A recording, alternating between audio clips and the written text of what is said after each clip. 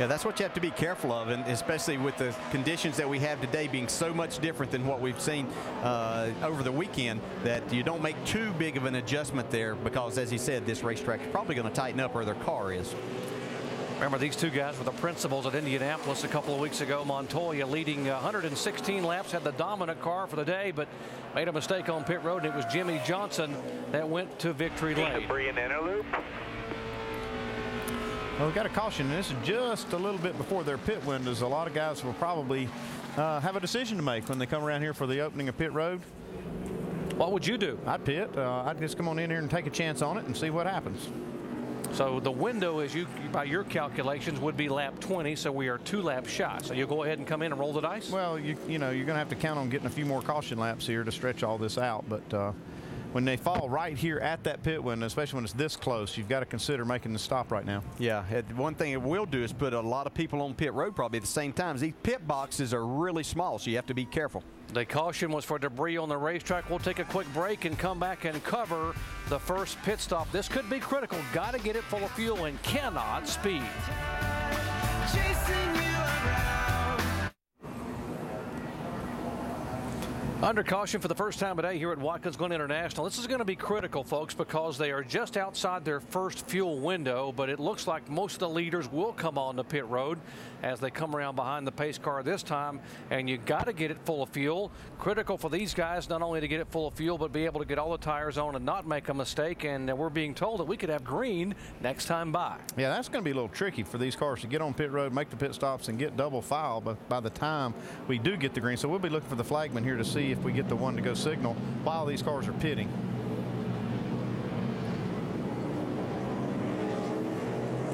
.35 miles an hour on pit road, and Kurt Busch will lead the line down pit road. Let's go to Vince.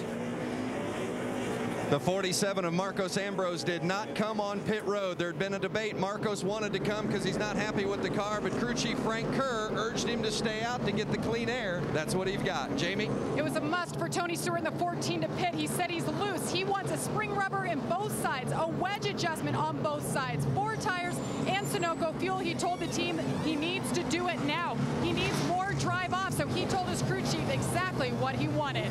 Shannon?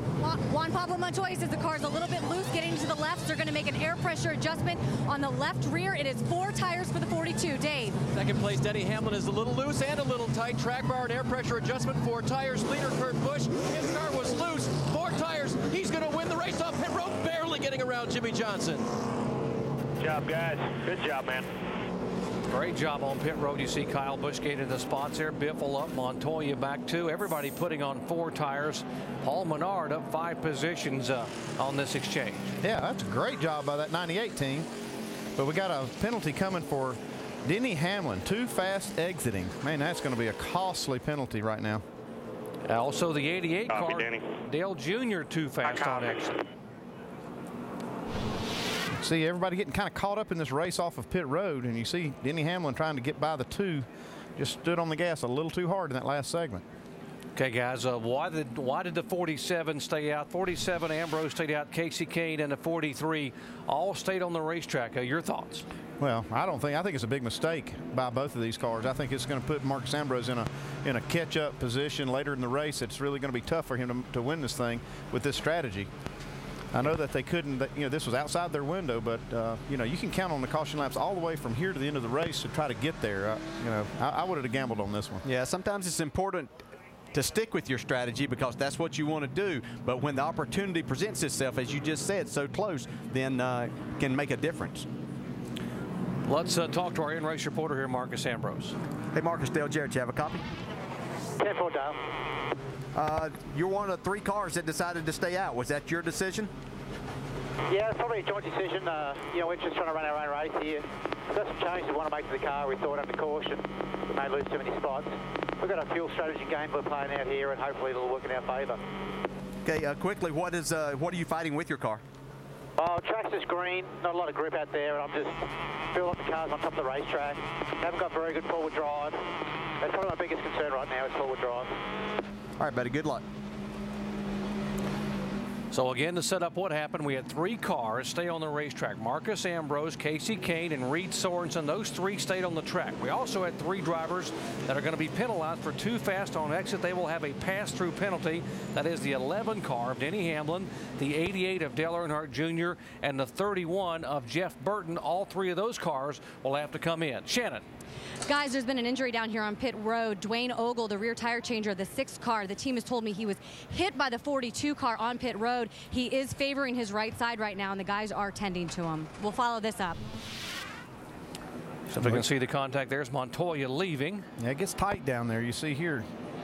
He does, oh, man. He does. He gets a piece of that front end on the 42 right here.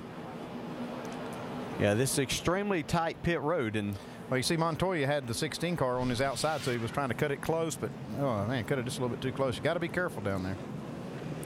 Now for the first time at Watkins Glen, the new rules, a double file restart shootout style. Lead cars up front, side by side, coming down. It's Ambrose and Casey Kane. As the green flag comes back out, and we'll see who will win that chase to turn 1. These guys have to stay in line until they get across the start-finish line once again. Well, look at Jimmy Johnson all the way down on the bottom of the racetrack. Oh, That's not going to work. Careful, guys. Man, Jimmy does a good job right there not to make contact. Montoya off the track, and he Man, gets look back. how wide the track gets over there. They're using a lot of that runoff area. Those 3 drivers that were speeding on pit road just had to go to the tail end of the longest line here on this road course. So that's where all of those guys had to restart.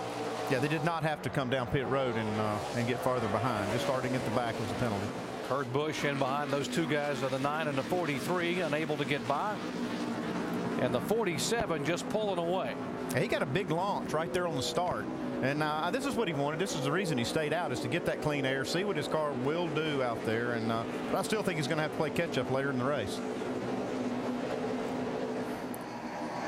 Double foul restart can be helpful to some drivers because it pairs them up side by side, and that's been a big help for that 24 car. Well, Jeff's able to make up some spots. They did a good job in the pits. It got him a lot closer to the front with the double file restarts, and a little aggressive driving on his part got him up there in a lot better position than when he went in the pits. Oh, and a little contact, little chain reaction right here. 55 around. Patrick Carpentier's car spun around. Trying to get it started here. He's going to lose a lot of positions. Now he gets it going. We will stay green at Watkins Glen. Jimmy Johnson again looking to the inside of Reed Sorensen. And Kyle Busch kind of opened up the door for Jimmy there, but he wasn't able to take advantage. I think his car is still a little bit on the loose side, especially on the fresh tires.